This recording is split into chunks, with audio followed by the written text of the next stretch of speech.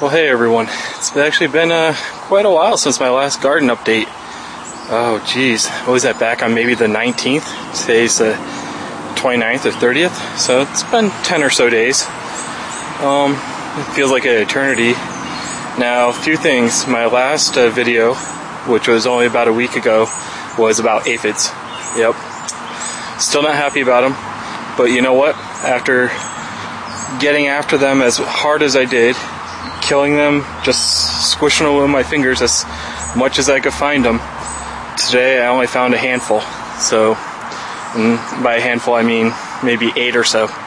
That's not bad considering all the vegetation that's out here. So I am winning the war, or they developed a new stealth technology. One of the two has happened, so it's either very good news or very bad news. So, but they bought themselves a cave troll. By cave troll I mean some sphinx, what do they call that? Moth. Laid a nice, perfect, round, little green egg. And from my research online, that little round green egg turns into a tomato hookworm, or a hook caterpillar. Yeah, so I got rid of that. And no more round little green eggs as far as I can find. So hopefully that was a one-time occurrence. The last thing I need is hookworms in here after the aphids, really. You know, I don't need that right now. But anyway, on to the garden update. Few things. You'll notice the bottom of my tomatoes have all been chopped off. It's all very clean. About a third of the way up, maybe less, maybe a quarter of the way up. A lot of that was disease from the aphids or wherever that disease came from. Got rid of it. And I'm still working on getting rid of the actual disease, but everything's greening up nicely. Now what's nice is with the bottom quarter of these plants trimmed off like that, gets air circulating through there, and it's just good. So I usually like trimming up my plants anyway. So, but what I wanted to show you guys is, here's part of the disease I was talking about. This is off a tomato plant, or a pepper plant instead of a tomato plant, but you get the idea. It's just, I have no idea what that is. A viewer had mentioned that it was a type of bacteria wilt, so I looked into that, and I really hope it's not that, because it's a wilt that's very difficult to get rid of. So I'll just kind of throw that out over here. So anyway, everything's greening up good. Now these peppers, I've been calling them Casabella peppers. These are not Casabella peppers. Nursery screwed up again. Let me see if I can find you one here. I think there's something, it's a similar name to Casabella, but that is not a Casabella. Casabellas are not lobed like that. And they look like a jalapeno. That does not look like a jalapeno. I actually think I might know what these are, and I'll put the name up on the screen right now. It's very close to Casabella, so maybe the nursery just got the names confused. I went back there and they're really wiped out the other day when I went, so I didn't even pick up anything new. But all the kale's doing really good. Now with the aphids and disease that hit, these last 3 tomato plants, they're supposed to all be cherry tomato, but this one ended up being a grape tomato. I'm fine with that. Actually, I'm going to try to save seeds from this thing because it's pumping out grape tomatoes like there's no tomorrow. I got like super clusters going on all over the place, so I'm going to try to save seeds from that. But anyway, not to get distracted, the aphids and the disease hit these 3 plants the least. I don't know why. I couldn't even guess why, but maybe next year I'll just grow cherry tomatoes. I don't know. If everything leaves them alone. And I wanted to show this. Now remember I was talking about my plant height and why I used 8-foot stakes? This is why. This camera is now eye level to me. That's right. I'm 6'1". This tomato plant right here is, geez, maybe 5'9", 5'10". Yeah. And it's not done growing. It's going to keep going. And it's just doing its thing. For all but 2 of the tomato plants, I've been popping the suckers, trying to get the force to go into tomatoes more. On the 2 big boys over here, which are ironically the smallest plants, I've been letting them branch out, sucker out, do whatever they want. And they are definitely nice bushy little plants. I may grow these again too. But I also found these, although they don't show much disease for it, had a lot of aphids on them. And it's where I found the Sphinx moth egg. So I gotta keep an eye on these guys, because it looks like insects really like them. I still lost pretty much my first bundles of all my tomatoes, so I'm about a month behind on tomatoes now.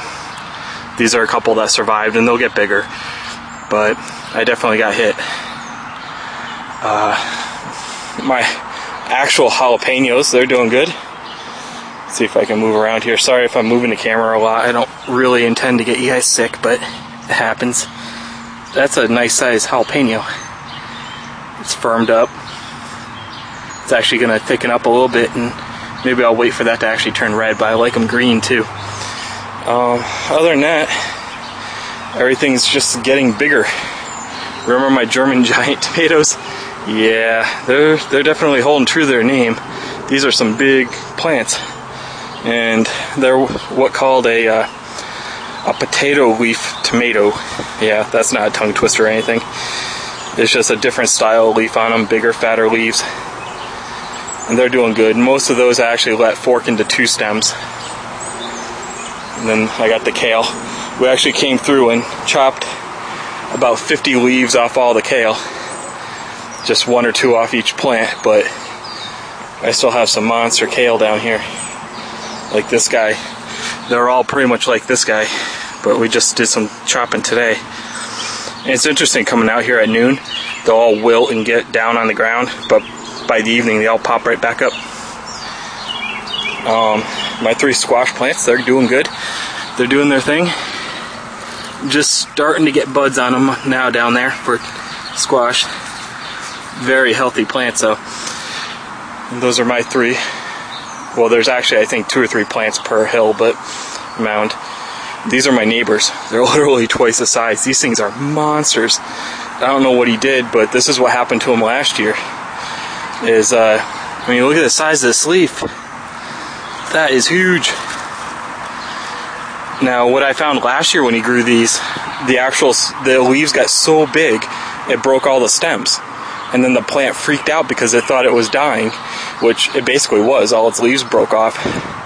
So I asked him this year if he wanted me to stake them up or do something, but his good news is that he's out of the hospital now, so he'll be back with us hopefully in a week or 2. He's in rehabilitation, so that's all good news on that end. Now my Lonesome George tomato plant over here. I trimmed it like I did the other ones. This one actually half of it all the way down. But at the very bottom it shot out a sucker. So I'm doing is letting it grow, and it will grow up. It will replace the plant above it, you know, in time. Or maybe I'll restake it out to the side, and I got another whole tomato plant. And it's doing its thing. It's putting on, it just started putting on a couple blossoms, but it's hard to see since they're so small. But my other good news is my cucumbers. They're finally starting to do cucumber stuff. They're starting to trellis. This one grabbed onto stuff. It's got 2 female flowers on it, which aren't going to make it because I have no male flowers. But, you know, it's starting. These 2 on this side are still in pretty bad shape. What I'm thinking of doing is actually reseeding a little bit. So they come up a little later, but that's fine. Cucumbers will do fine in the cooler weather. And I think that's pretty much it for this update. My aphids are, you'll never get rid of them completely, but they are way under control. The blight, like this plant was heavily blighted. It took off all the leaves and the blight doesn't seem to be spreading. So that's all good news. What I used there is I used just a 1/4 teaspoon, so very small amount of copper fungicide. It's like that blue liquid.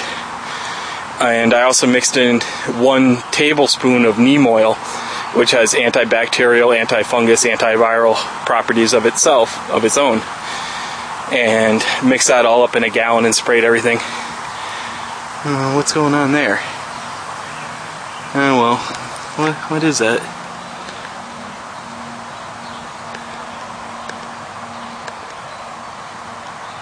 I don't know, some bird had a bad day, ate something spicy.